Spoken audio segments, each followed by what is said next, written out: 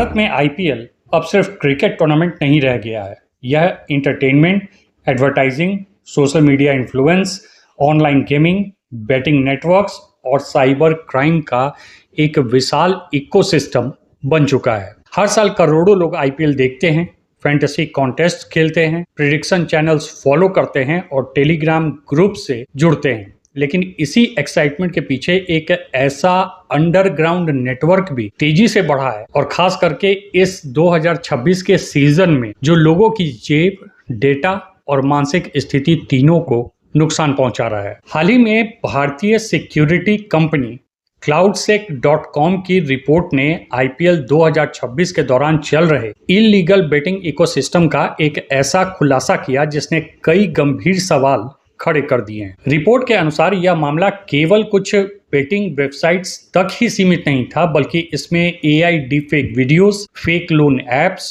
Telegram tipper channels, hacked government websites, money mule accounts और black hat SEO जैसी कई organised cyber crime elements शामिल हैं। CloudSEK की रिपोर्ट के अनुसार 1200 से ज्यादा domains illegal IPL betting platforms को प्रमोट करते हुए पाए गए हैं। इन प्लेटफॉर्म्स का पूरा मॉडल साइकोलॉजिकल मैनिपुलेशन पर आधारित बताया गया है। शुरुआत में यूजर्स को छोटे पेआउट्स देकर भरोसा दिलाया जाता है, लेकिन जब यूजर्स बड़ी रकम डिपॉजिट करता है और विड्रॉल की कोशिश करता है तो रिक्वेस्ट रिजेक्ट होने लगती है। सबसे शॉकिंग खुलासा तब हुआ जब रिसर्चर्स को एक बेटिंग प्लेटफॉर्म के एडमिन पैनल तक का एक्सेस मिल गया। वहां यह बात पता चली कि मई 2025 से मई 2026 के बीच 9,300 से ज्यादा विड्रॉल रिक्वेस्ट इस प्लेटफॉर्म पर इंटेंशनली रिजेक्ट की गई थी। अनुमान लगाया गया कि सिर्फ रिजेक्टेड विड्रॉल्स में ही लगभग 4.65 करोड़ रुपए यूजर्स के उस प्लेटफॉर्म पर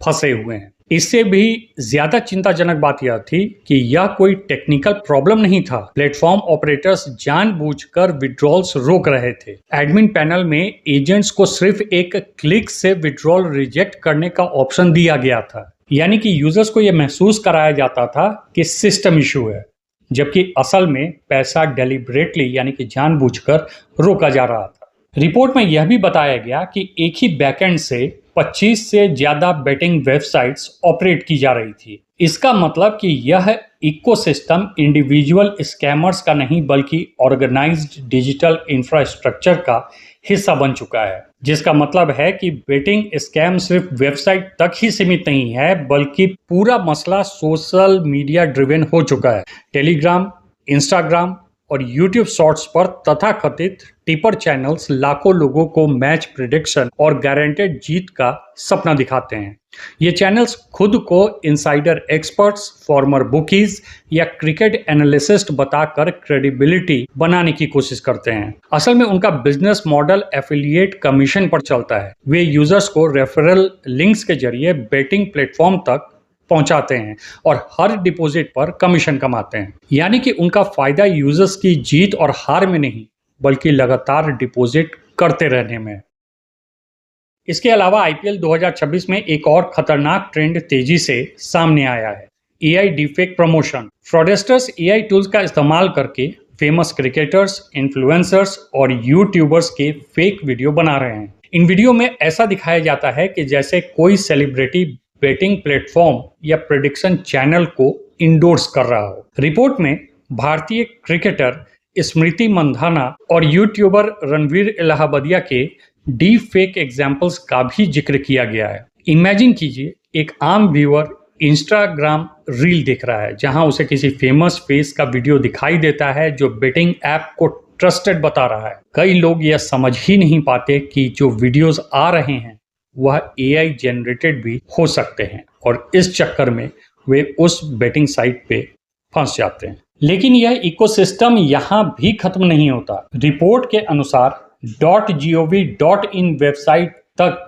कॉम्प्रोमाइज हो गई हैं। साइबर क्रिमिनल्स ने गवर्नमेंट वेबसाइट्स में मैलिशियस बेटिंग लिंक्स इंजेक्ट किए हैं ताकि गूगल सर्च रैंकिंग मैनिपुलेट की जा सके। और जब कोई user IPL betting related keywords search करता है तो मैनिपुलेटेड लिंक्स ऊपर आने लगते हैं। यह सिर्फ एसईओ मैनिपुलेशन नहीं है, बल्कि पब्लिक ट्रस्ट का एक्सप्लॉइटेशन है। आम लोग नेचुरली गवर्नमेंट डोमेन पर ज्यादा भरोसा करते हैं। .gov.in देखा यानी कि सही होगा। अगर वही domain indirectly illegal betting content तक पहुंचाने लगे तो यह साइबर हाइजीन और गवर्नमेंट इंफ्रास्ट्रक्चर सिक्योरिटी दोनों पर गंभीर सवाल खड़े करता है। रिपोर्ट के अनुसार इसके बाद एक बड़ा मसला आता है फेक लोन ऐप नेटवर्क का।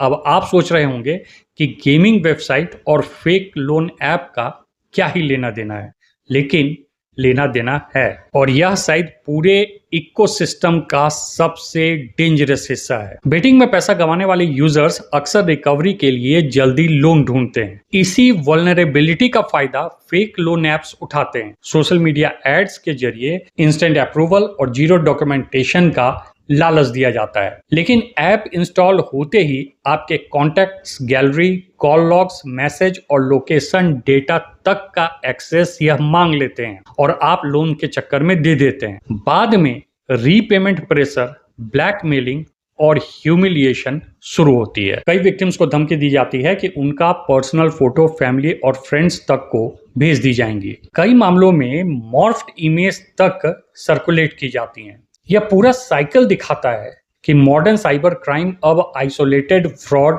नहीं रहा है। पहले बेटिंग प्लेटफॉर्म यूजर को ट्रैप करता है, फिर fake loan app financial desperation का फायदा उठाता है और अंत में ब्लैकमेलिंग तक मामला पहुंच जाता है। रिपोर्ट में मनी म्यूल नेटवर्क का भी बड़ा खुलासा किया गया है। टेलीग्राम और व्हाट्सएप ग्रुप में लोगों को easy work from home jobs का लालच देकर उनके बैंक अकाउंट या तो खरीद लिए जाते हैं या रेंट पर ले लिए जाते हैं, और लोग बिना सोचे समझे चंद पैसे या कमीशन के लालच में अपने अकाउंट का एक्सेस इन फ्रॉडस्टर्स को थमा बैठते हैं। और naturally scammers illegal betting funds move करने के लिए इन बैंक अकाउंट्स का इस्तेमाल करते हैं। बाद में वही अकाउंट साइबर इन्वेस्टिगेशन में सामने आता है और इनोसेंट अकाउंट होल्डर कानूनी मुसीबत तक में फंस जाता है।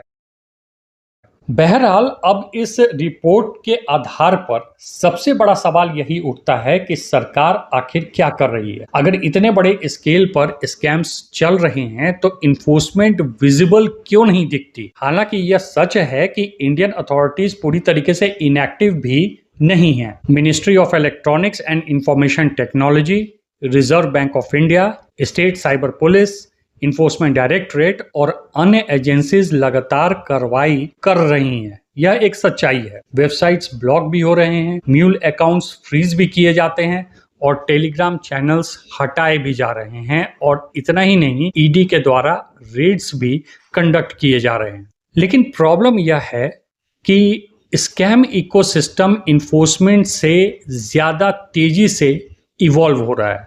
एक डोमेन बंद होता है तो अगले दिन नया डोमेन तैयार हो जाता है। एक टेलीग्राम चैनल हटता है तो दूसरा चैनल लॉन्च कर दिया जाता है। ऑफशोर सर्वर्स और फॉरेन ज्यूरिसडिक्शन इन्वेस्टिगेशन को और मुश्किल बना देते हैं। मैं मानता हूं, इसमें कोई दो राय नहीं है, लेकिन फिर भी पब्लिक क्रिटिसिज्म पूरी तरीके से गलत नहीं कहा जा सकता, क्योंकि बहुत से लोग मानते हैं कि सरकार की अप्रोच लार्जली रिएक्टिव रही है। केवल लॉ बना देना या ओकेजनल बैन लगा देना सफिशिएंट नहीं है। अगर गवर्नमेंट वेबसाइट्स तक कॉम्प्रोमाइज हो रही है, फेक एड्स करोड़ों लोगों तक पहुंच रही है और AI deep fake scams openly circulate हो रहे हैं, तो नेचुरली लोग अकाउंटेबिलिटी पर तो सवाल उठाएंगे। असल समस्या यह है कि भारत में साइबर इन्फोर्समेंट फ्रेगमेंटेड है। नतीजा, कोऑर्डिनेशन स्लो होने पर क्रिमिनल्स को फायदा मिल जाता है।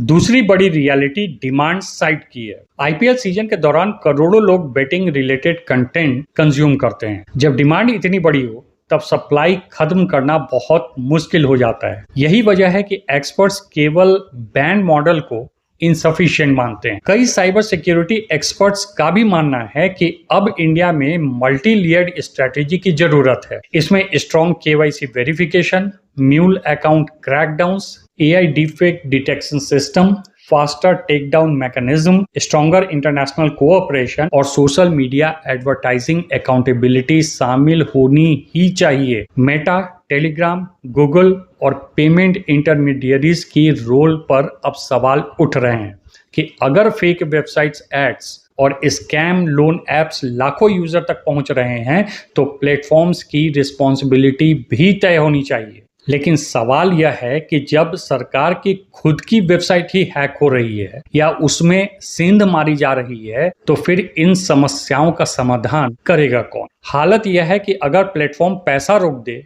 गायब हो जाए तो लीगल रिकवरी भी इम्पॉसिबल हो जाती है।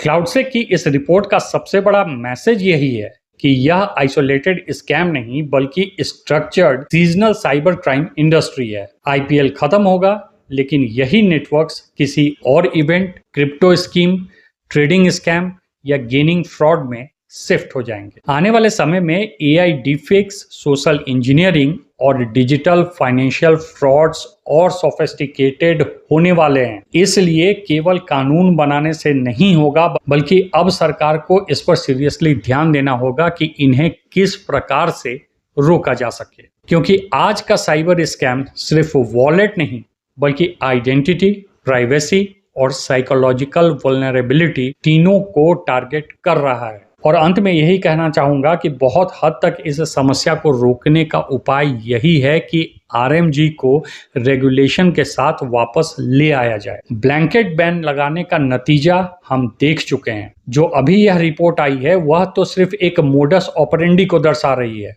यानी कि अंडरग्राउंड मार्केट के संबंध में सिर्फ बता रही है। अभी तो असल मसला तब पता चलेगा जब रिपोर्ट आएगा कि एक्चुअल में इस आईपीएल कितने पैसे का घोटाला हुआ, कितने पैसे यूजर्स के फंसे और कितना पैसा देश से बाहर चला गया।